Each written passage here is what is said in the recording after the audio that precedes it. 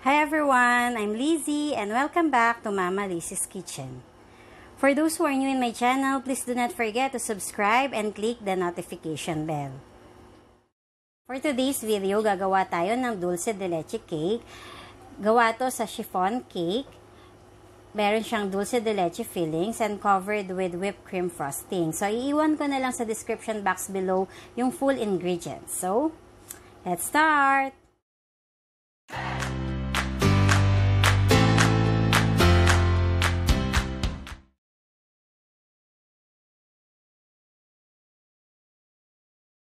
First, i-preheat na natin yung ating oven at 165 degrees Celsius.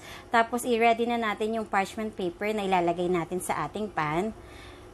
And then, i-separate natin ang egg whites sa egg yolks.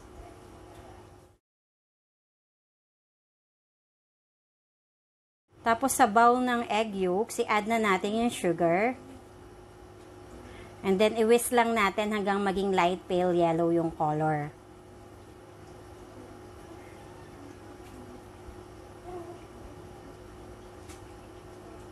Pag ganito na yung color niya, pwede na natin i-add yung oil. And then, i-add na rin natin yung milk. Tapos, i-whisk lang natin siya hanggang combine na po. Then, add na natin yung vanilla extract.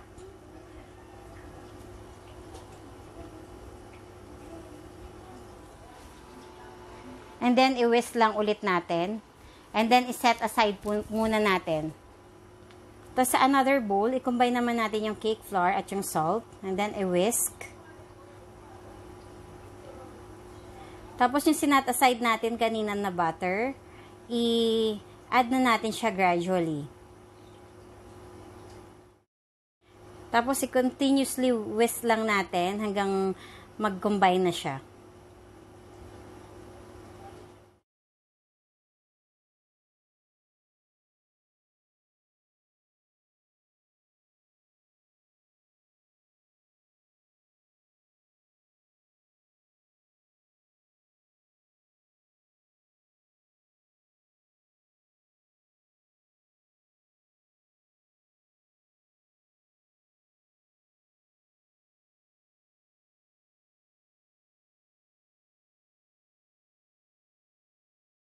Once na well combine na yung ating butter, set aside na natin siya. And then, mag-proceed na tayo dun sa paggawa natin ng meringue.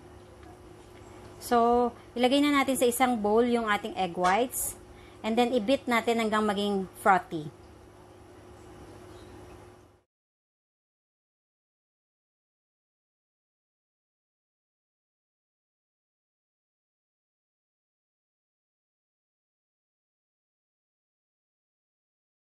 Pag ganitong frothy na, pwede na natin i-add yung cream of tartar and then i-beat natin ulit.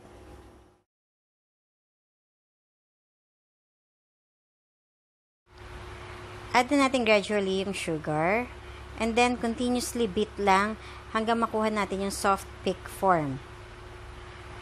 Then pag okay na yung meringue, ihalo na natin siya sa batter mixture using yung folding method. Magti 3 additions tayo. So, ito na yung first addition. And then, folding method lang yung gamitin nga natin para maiwasan natin yung pag-create ng air dun sa ating chiffon. Then, ayun na yung second addition. Then, ito na yung ating third addition. So, kapag well combine na yung ating mixture, pwede na nating i-divide yung butter equally dun sa 3 pans. Ito sa 3 pans na to, nakadalawa akong cake na nagawa. So, yung isa is 4 layers and then yung isa naman is 2 layer.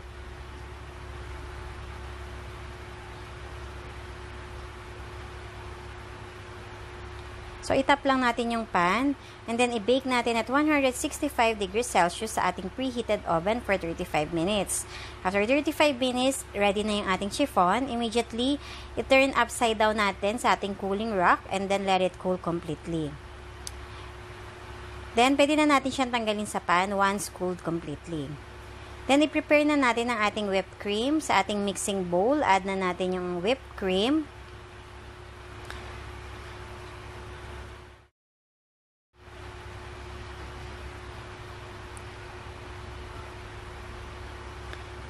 Then, add na rin natin ang dulce de leche.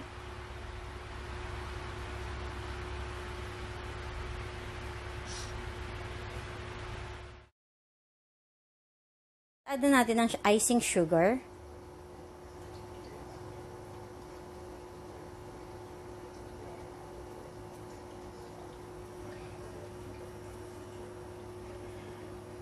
Mas i-whisk na natin on high speed until peak forms. So, siguro mga around 3 to 5 minutes. Then, pag ganyan na yung tsura niya, okay na yan. So, ready na siya for frosting. Assemble na natin ngayon yung cake. So, magkuha tayo ng konting frosting para sa ilalim. Para kumapit yung chiffon cake. Tanggalin na natin yung parchment paper. And then, itong isang chiffon cake na to, hahatiin ko siya into 2. So, bali magiging 4 layers tong cake na to.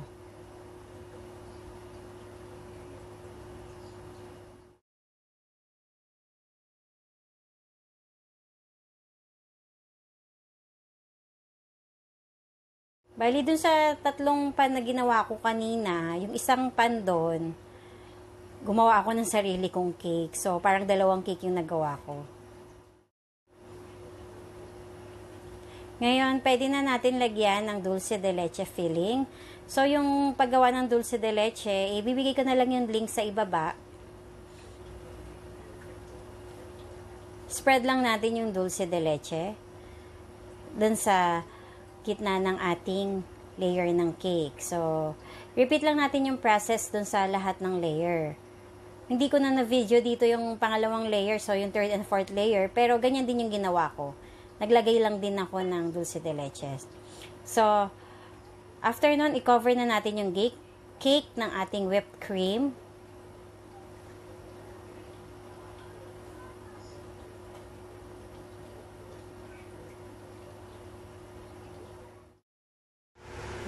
I-flat lang natin yung ating whipped cream sa itaas at saka sa gilid gamit yung cake spatula.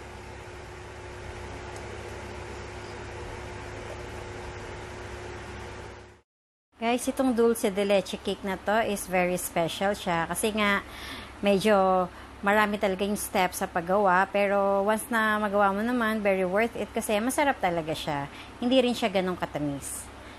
Tapos guys, habang fina-flat ko to at dinidesignan ko tong cake na to, kunin ko na rin yung chance para mag-shoutout. Shoutout ko lang si Kadood TV. I-leave ko yung link niya dito sa taas. Guys, i-check out nyo yung channel niya.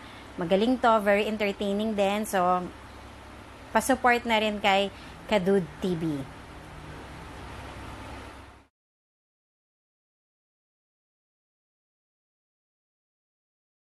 Sa'yo kung ano yung gusto mong i-design, nagpipe ako ng flower sa ibabaw.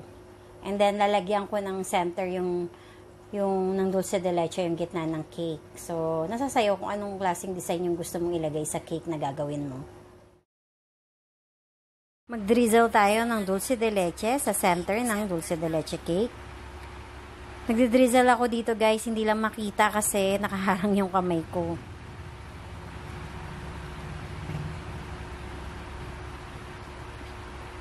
And then, after nun, nilagyan ko ng chocolate chips yung bawat gitna ng flowers.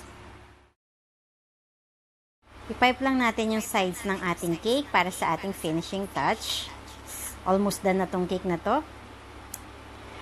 Thank you guys for watching. I hope you enjoyed this video. See you on my next video.